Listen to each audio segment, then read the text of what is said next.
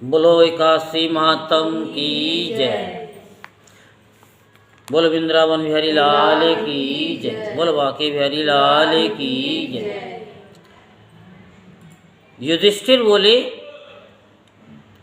फाल्गुन कृष्ण एकादशी का क्या नाम है, सो कृपा करके मुझसे कहिए।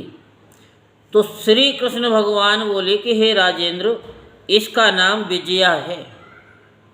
ये व्रत करने वालों को सदा विजय देने वाली है। पापों को हरने वाली उत्तम कथा को मैं कहता हूँ, उसे आप सभी ध्यानपूर्वक सुनिए।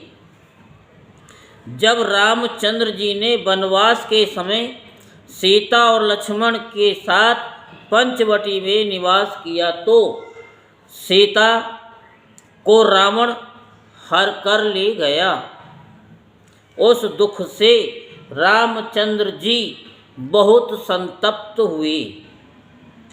वन में भ्रमण करते हुए आसन्न मृत्यु जटायु को देखा और कवंद नामक दैत्य को मारा।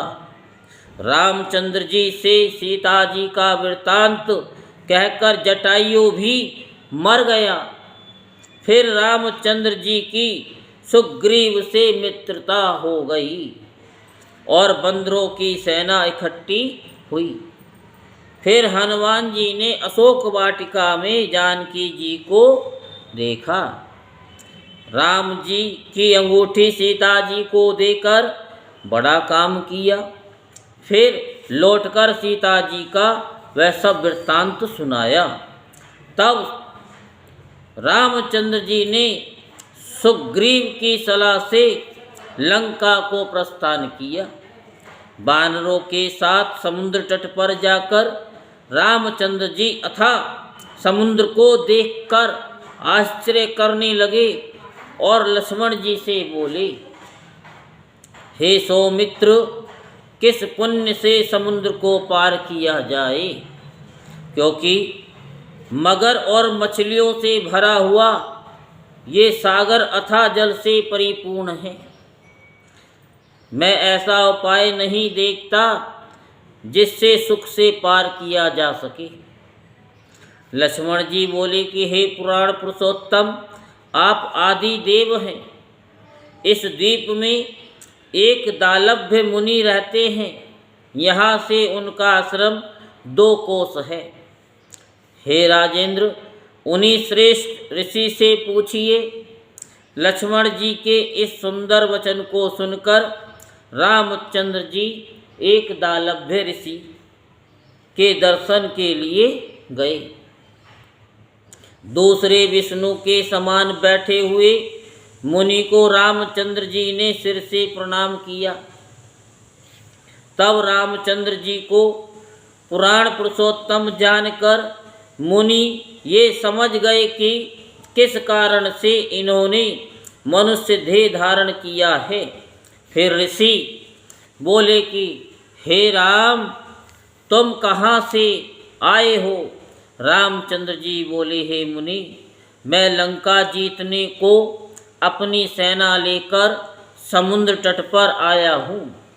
आपकी कृपा से समुद्र को पार कर सकूँगा। आप कृपा करके उपाय बताइए। मुनि बोले, हे राम, मैं सब व्रतों में उत्तम व्रत कहूँगा जिसके करने से मनुष्य शीघ्र विजय हो जाएगी और राक्षसों सहित लंका को जीत कर विशेष कीर्ति होगी। तुम एकाग्र मन से इस व्रत को करो। फाल्गुन के कृष्ण पक्ष में विजया नाम की एकादशी होती है। उसका व्रत करने से तुम्हारी ही जीत होगी और वानरों समेत समुद्र को पार कर जाओगे। हे राम, इस व्रत की फलदायक विधि को सुनो। दशमी के दिन सोना, चांदी, तांबा अथवा मिट्टी का कलश बनवाएं। स्थानडिल्य के ऊपर सप्तधान्य रखकर उसके ऊपर जल से भरा हुआ कलश रखें। उसमें पंच पल्लव रखकर कलश के ऊपर सकोरे में जो जो रखें उसके ऊपर स्वर्ण की बनी हुई नारायण की प्रतिमा स्थापित करें। एकादशी के दिन प्रातःकाल स्नान करें। कलश के ऊपर नारियल रखकर नारायण की मूर्ति का गंध धूप दीप अनेक प्रकार के नैवेद्य और अनार से भक्ति भाव से पूजन करें और दिन को व्यतीत करें। मूर्ति के सन्मुख रात को जागरण करें। द्वादशी के दिन सूर्य उदय होने पर नदी सरोवर अथवा जलाशय के पास उस कलश को जाकर विधि पूर्वक पूजन करें। हे राजेंद्र, मूर्ति समेत उस कलश को विद्वान ब्राह्मण को देवें। हे राम, इस विधि से सेना समेत यत्न पूर्वक इस व्रत को करो, इससे तुम्हारी विजय होगी। इस वचन को सुनकर रामचंद्र जी ने विधि पूर्वक इस व्रत को किया। इसके करने से रामचंद्र जी की विजय हो गई। हे राजन, इस विधि से जो मनुष्य इस व्रत को करेंगे उसके इस लोक और परलोक में सदा विजय होगी।